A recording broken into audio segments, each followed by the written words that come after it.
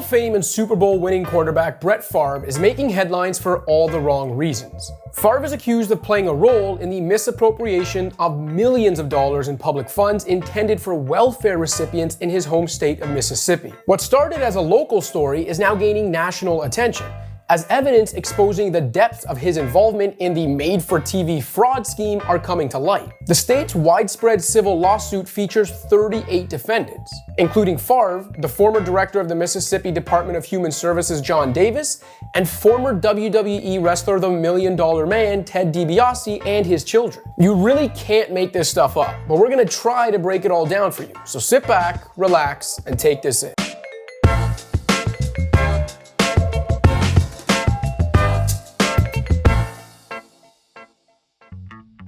Favre's connection to the scandal became front-page news last week, for reasons we'll soon get into, but his name surfaced much earlier.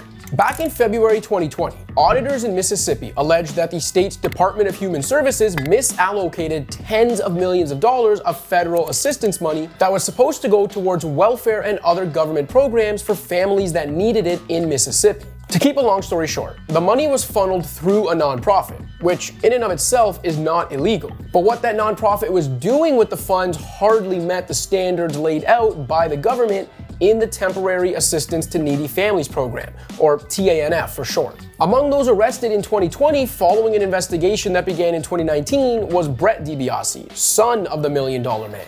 Another DiBiase son, Ted Jr., allegedly set up dummy companies that were supposed to go towards initiatives that fit TANF eligibility, but instead helped fund Brett DiBiase's 4-month stay at a California drug rehab facility and the $1 Million Man's wrestling ministry, among other things TANF is obviously not intended for. But the most famous athlete connected to the original story was Favre, whom it was found received over $1 million for appearances and speaking engagements he never made between 2017 and 2018. Favre's more direct involvement came to light in September 2022 though, when prior text messages between Favre and then Mississippi Governor Phil Bryant, as well as Bryant and others, were brought as evidence in the state's civil lawsuit aimed to recover some of the funds. Those messages allegedly show Favre and Bryant spearheading an effort to divert more than $5 million of the federal assistance money into a new volleyball stadium at Favre's alma mater,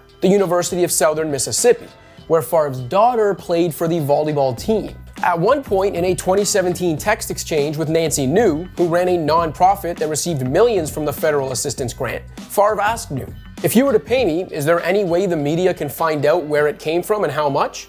Newer documents filed in the lawsuit last week show Favre, who also sought funds to build a new football facility that could help lure big-name recruits, continued to pressure Bryant in 2019 even after the former governor explained to him that any improper use of the funds could violate federal law.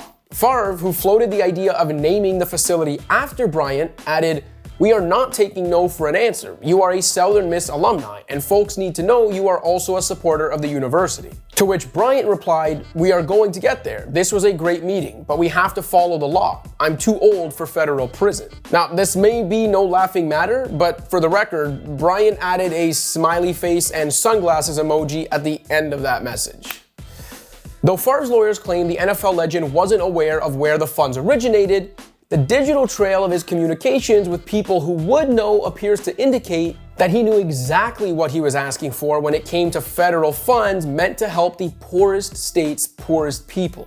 The obvious question here is whether Favre could be facing criminal charges at some point, given that Davis pled guilty to conspiring to defraud the state of Mississippi out of more than $70 million, and New pled guilty to state charges, including bribing a public official, fraud against the government, wire fraud, and racketeering, and to a federal charge of money laundering. In addition, both New and Davis have agreed to cooperate with prosecutors, which could include testifying against co-defendants. Now, Favre hasn't been charged with a crime yet, but he is a defendant in the civil suit filed by the state. In the meantime, SiriusXM has suspended Favre's weekly radio show, and the court of public opinion has already understandably buried him. Things only got worse when it was revealed that Favre floated the idea of using prison labor to construct the lockers in the improperly paid for volleyball facility. As the glory of his on-field days fades further into the public's collective rearview mirror, Favre has become more infamous than famous.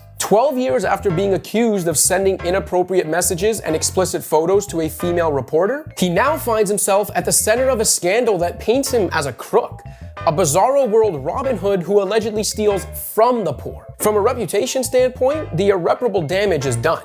The only thing Favre may be left to fight for now is his literal freedom.